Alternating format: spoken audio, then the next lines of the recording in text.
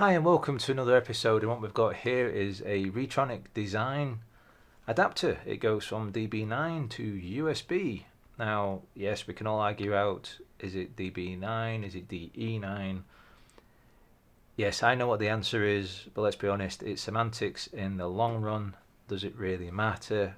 Argue it out in the comments below. Let me know if you really think it matters. Now, I want to point out that I'm not actually sponsored by Retronic Design. This is a private purchase. They don't know that I'm actually making this little video review thing. All I want to explain to you though is that you can zap this with a different firmware for depending on which kind of joystick you're sticking in. So is it an Atari standard, Commodore 64, CD32, Mega Drive, all those sort of different things, as long as does it fit in that connector, whatever you want to call it. I have to say it did have a bit of a problem when I tried to flash it with something else I already had in plugged into my computer, but removing that, flashing it with the Mr. Switcher app that they give and some other firmwares, it now works perfectly. I can put the other adapter in and again works fine. It might have just been my computer that particular day being a little bit annoying, but I do want to give you a heads up on the very first time you flash it, you might want to try to unplug all the USB devices you've got plugged into your computer until you've flashed it at least once yourself. Because, it depends on which firmware you get sent to you with. This one was already set up for Atari standard type stuff, but I flashed it to CD32 because I have one of these and I want to be able to play it with my Raspberry Pi 4 that I showed off in a previous episode, which I'll put a link to there. But I have tested this on my PC, I've tested it on my Mister, and I have tested it on my Raspberry Pi, and it works perfectly fine. Again though, it is great that you can actually change the firmware on it so it understands the fire buttons depending on what you've got plugged in, or your joystick or the gamepad. So let's go across to the software and have a quick look at the firmware. I'll flash it with something else just to show how it's done, but as I say, it is very, very easy to do. So let's jump across. Bing! Okay, so let's switch across to their website, and here you can see from their main home page the app that they have for actually changing the firmware that's on the device is here. It's also on the downloads, obviously. They've got tutorials explaining how to do things. As you can see from the pricing, they are actually based in Canada. I'm based in the UK, so it took about 2.5 weeks, 2 to 3 weeks for delivery, even at this time of the year.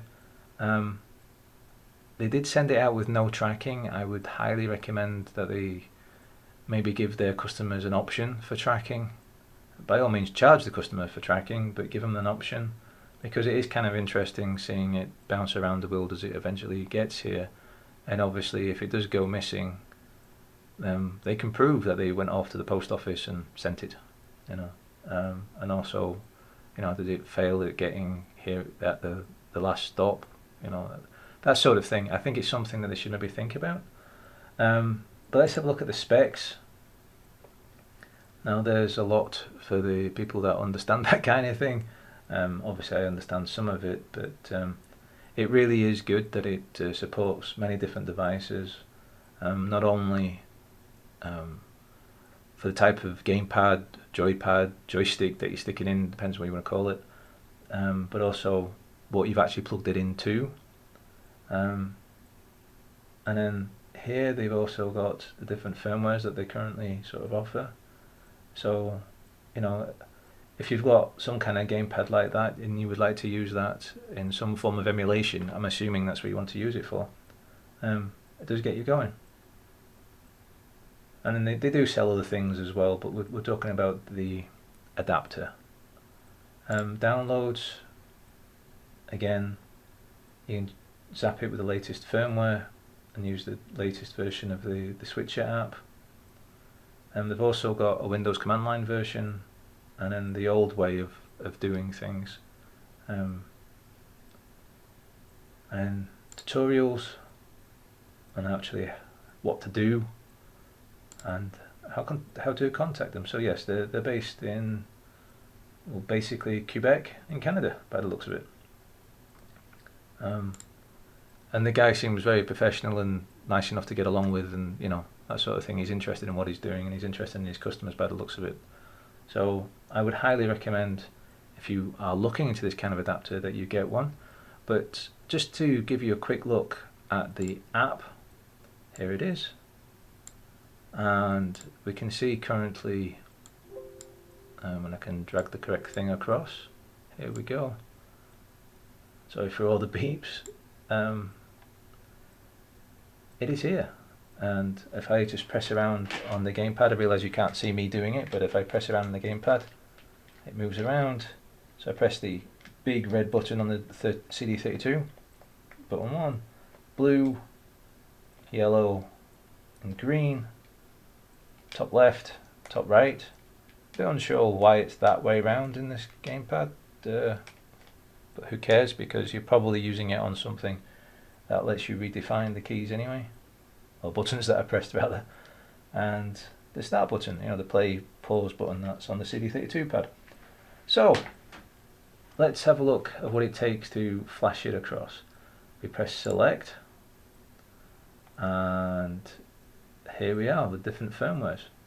So 3DO, Amiga mouse, Amstrad CPC, Atari 7800, the Atari C64 Amiga joystick.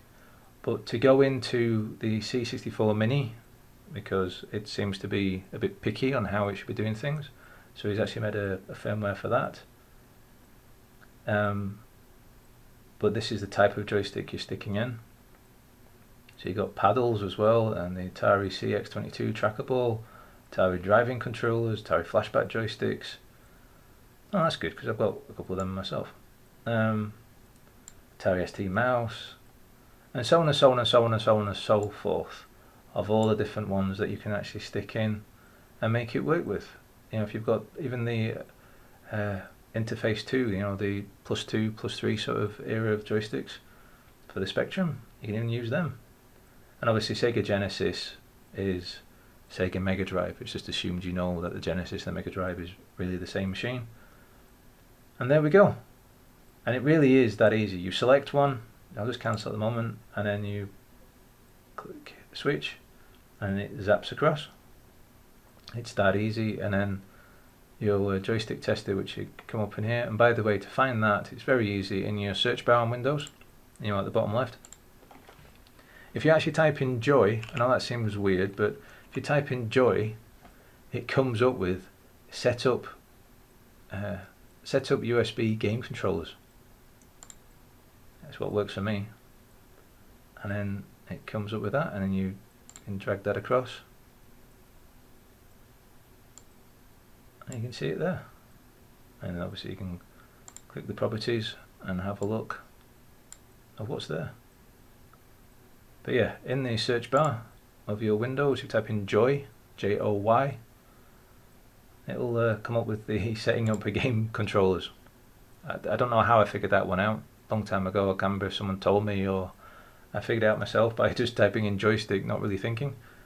But anyway, I would highly recommend that you get yourself one of these if you're into emulation and you've got these sort of gamepads and joysticks kicking around.